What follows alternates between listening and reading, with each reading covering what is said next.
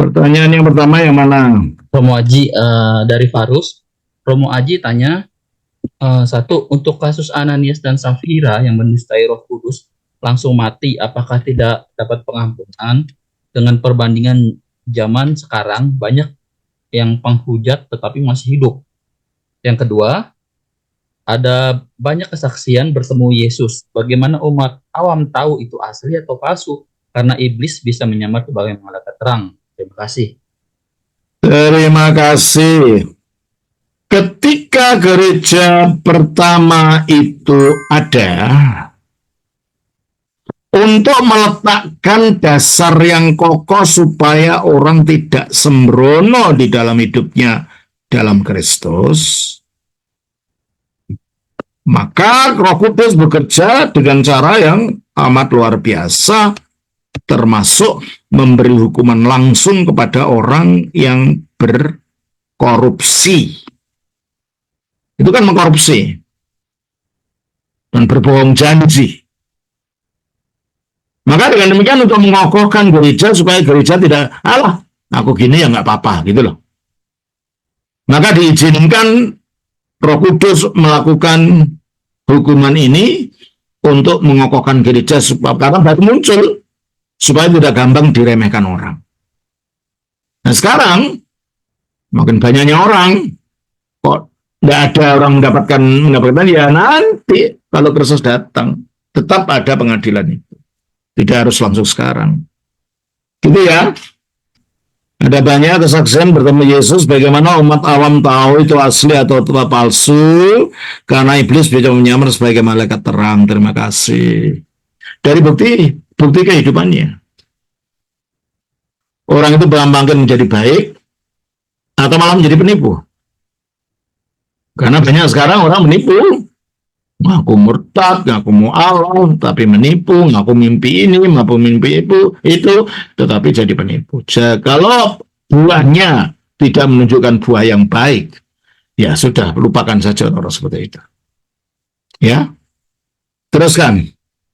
Ini Fatur Rahman Romo. Saya waktu itu ikut Komsel Protestan, tapi ajarannya itu ada yang beda. Seperti bilang ada dosa asal itu ada, apakah nggak salah kalau saya menolak ajakan itu buat Komsel lagi? Ya nggak salah lah, kita nggak harus selalu ikut ajaran-ajaran itu, terutama kalau ajaran sesat. Jangankan Komsel, kalau kita menyapa saja jangan kok kalau diajak yang gitu-gitu. Sudah ya Pak Fatur Rahman ya. Terus Jessica Ebenezer, halo Romo, saya sangat baru di Ortodoks dan punya pengalaman pribadi pernah bertemu Tuhan Yesus waktu umur 6 tahun, 2006 silam. Di situ Tuhan sempat bicara tentang perjalanan hidup yang akan saya alami. Tuhan bilang panjang hidupmu, kamu akan merasa sendirian, padahal aku selalu ada dan mendengar doamu. Kamu caci maki, dicemooh, dicela, akan tapi aku sudah olok dan menderita sebelum kamu.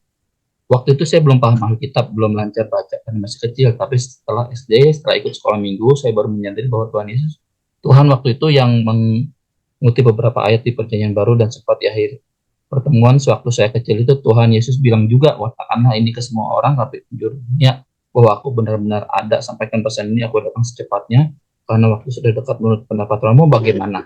Terima kasih, mohon jika pertanyaan saya terlalu pribadi dan sensitif. bagaimana Tuhan Yesus bicaranya? Ada suaranya di telinga atau gimana? Saudara Jessica, bentuk bicaranya gimana? Halo, Romo. Ya. Apakah bisa dengar suara saya? Dengar. Iya, waktu itu seperti mimpi, tapi bukan mimpi Romo, karena saya bisa mengingat semuanya sampai sekarang. Terus? Jadi ada suaranya atau apa? Di telinga tuh juga terdengar, tapi antara alam mimpi, tapi bukan mimpi juga, Romo.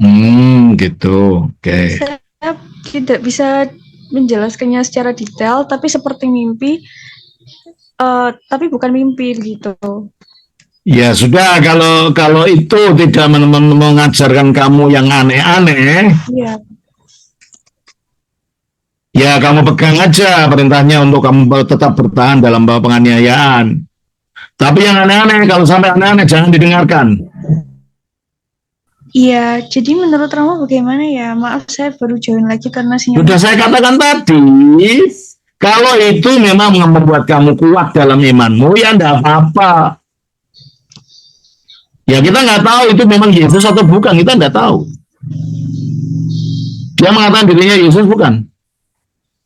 Iya, mengakui Yesus. Ya. Ya udah, kalau ini kan hanya untuk menguatkan kamu supaya dalam kamu diolok dan itu, ya enggak jadi masalah, itu kan perintah, itu kan nasihat umum. Ya seandainya itu bukan Yesus pun itu nasihat baik, ya sudah terima aja. Tapi kalau itu sampai menuntun kamu kepada yang aneh-aneh, disuruh mencuri, disuruh berbohong, disuruh mengaku yang tidak-tidak, kayak mualaf-mualaf yang sekarang ini. Kamu lihat kan di YouTube kan? Iya. Ngaku sekolah di Vatikan, ngaku ini, ngaku itu. Kalau sampai disuruh gitu, tolak itu. Itu bukan dari Tuhan. Ya? Romo. Ya. Iya. Oke, ada lagi? Ya, terima kasih jawabannya Romo. Ya, Tuhan memberkatimu. Baik, Amin. terima kasih. Selanjutnya Romo dari Elis Bernardi. Romo Haji mohon izin bertanya tentang Lukas 3 ayat 3 tertulis bahwa baptisan Yohanes adalah baptisan tobat untuk pengampunan dosa. Apakah makna baptisannya sama dengan baptisan para rasul? Tidak. Baptisan Yohanes itu bukan baptisannya orang Kristen.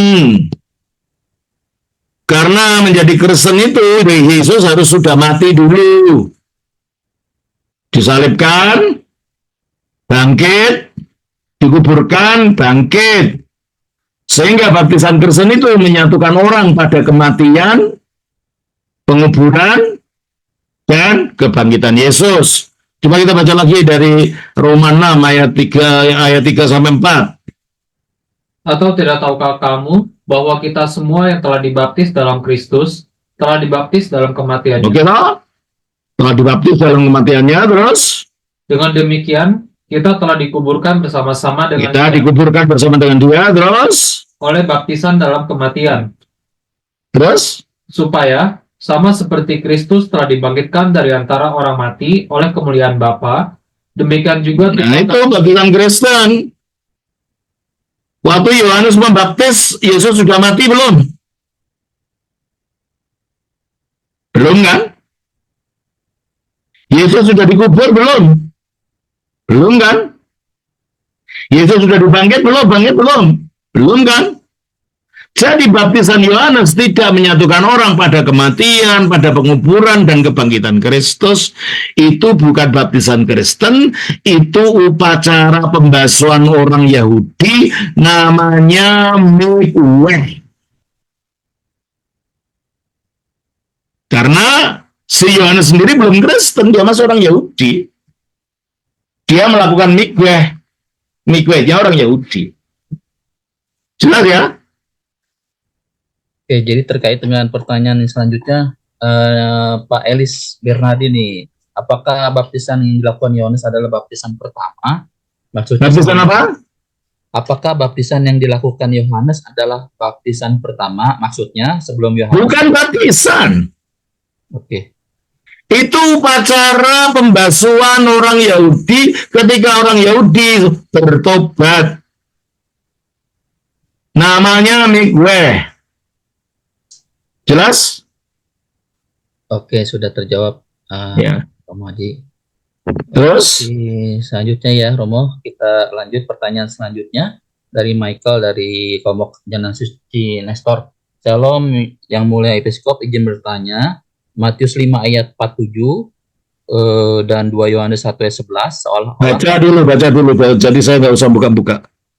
Matius 5 ayat 47, dan apabila kamu hanya memberi salam kepada saudara-saudaramu saja, apakah lebihnya daripada perbuatan orang lain? Bukankah orang yang tidak mengenal Allah pun berbuat demikian?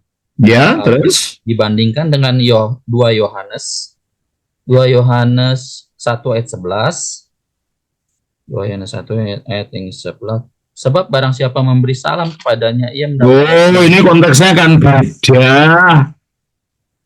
Yang di situ konteks sosial. Kalau konteks sosial kamu jangan sombong lah, nggak mau nyapa orang gitu loh.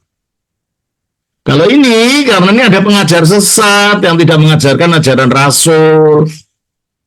Jangan disapa, kamu nanti terkontaminasi ajarannya. Jadi kalau ayat harus dilihat konteksnya apa gitu loh. Jelas ya? Oke, jadi beda konteks ya, Romo.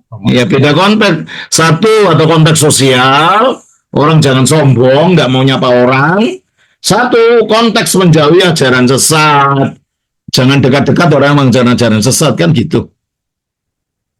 Jelas ya? Baik, Romo Haji. Nah. Lalu dari Yohanes dari Manado, Romo Haji mau izin bertanya tentang tefilah Yahudi. Tefilah. Iya, tefilah Yahudi dan Tefilah itu doa artinya. Tefilah itu artinya doa, Oke. sembahyang. Oke, jadi ini pertanyaannya agak-agak bingung apa ya. Pak Yohanes dari Manado, pertanyaan dari siapa dan dalam kurung berwenang dan memiliki kuasa. Kuasanya dari siapa mungkin untuk membaptis serta kepada ke siapa yang layak. Ya, rabi itu kan bukan imam di zamannya Yesus itu imam sudah tidak ada. Imamnya hanya di Bait Allah. Rabi itu bisa membaptiskan siapa saja sampai sekarang. Dan Yohanes mungkin bertindak sebagai seorang rabi yang mengajar orang. Jadi bisa melakukan upacara mikweh itu. Jelas? Oke. Ya.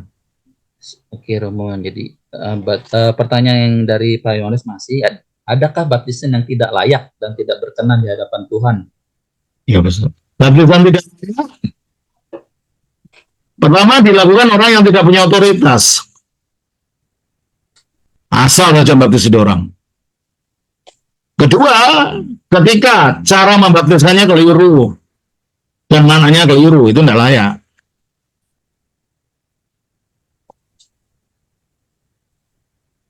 Saya Baik, selanjutnya Romo Haji. Romo izin bertanya dari Agustina, apakah sakramen tobat dalam gereja ortodoks sama seperti gereja Katolik dan apakah ya ada sama. nggak sama? Karena yang melakukan sakramen tobat itu tidak masuk ke dalam kotak gitu, dan romonya bersembunyi di belakangnya. Kalau di gereja ortodoks seperti orang konseling, dilihat orang banyak, dan orangnya bukan, romonya juga mengatakan kok ampuni, romonya mengatakan kiranya Allah mengampuni engkau.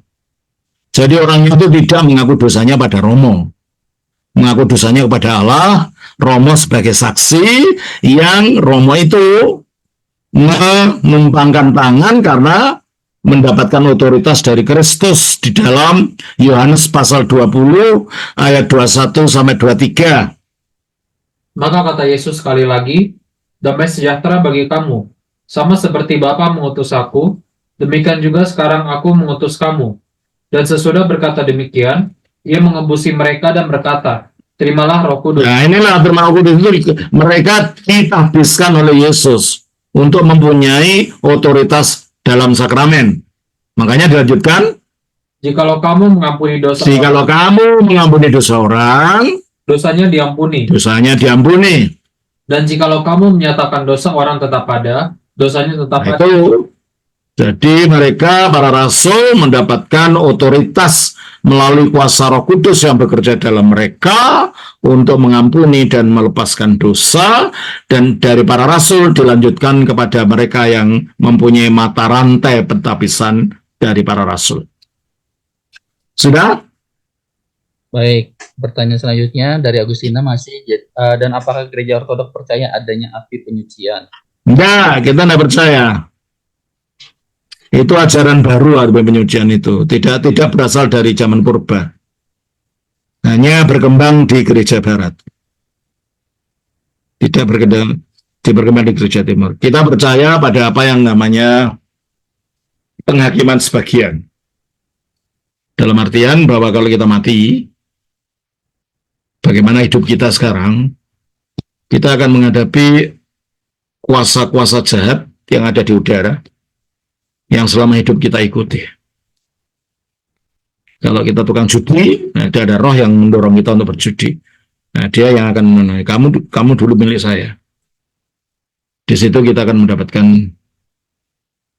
ya siksaan dari mereka. Itulah namanya pengadilan sebagian. Terus, Baik, pertanyaan selanjutnya dari Fatur Rahman, mengapa Yahudi tidak percaya Yesus? karena pengharapan mereka tentang Mesias itu berbeda. Bagi mereka, Mesias itu anak Daud yang nanti akan jadi raja. Raja secara fisik akan membawa pedang untuk mengajak orang Yahudi mengusir tentara Romawi. Nah, padahal Yesus tidak begitu, malah Yesus berkebalikannya daripada yang mereka harapkan. Yesus malah dibunuh oleh orang Yahudi, sehingga Yesus menjadi skandal bagi orang Yahudi. Coba kita baca di dalam Yohanes pasal 6 ayat 15. Karena Yesus tahu bahwa mereka hendak datang dan hendak membawa dia dengan paksa untuk menjadikan dia raja. Iya tak? Terus? Ia menyingkir pula ke gunung seorang diri. Maka dia menyingkir, dia nggak mau, sebab dia mengatakan di dalam Yohanes pasal 18 Ayat 36. 36. Jawab Yesus, kerajaanku bukan dari dunia ini. Jika kerajaanku dari dunia ini, pasti hamba-hambaku telah melawan, supaya aku jangan diserahkan kepada orang Yahudi. Itu nama percaya, karena mereka nggak mau Mesias seperti itu. Makanya mereka masih menunggu Mesias yang betul-betul raja jenderal membawa pedang akan melawan musuh-musuh Israel gitu. Jelas ya Pak ya? Oke, Romaji. Sudah, saya kira begitu saja untuk malam ini ya. Terima kasih Romo Adi. Ya, Tuhan memberkati. Shalom. Terima kasih Romo.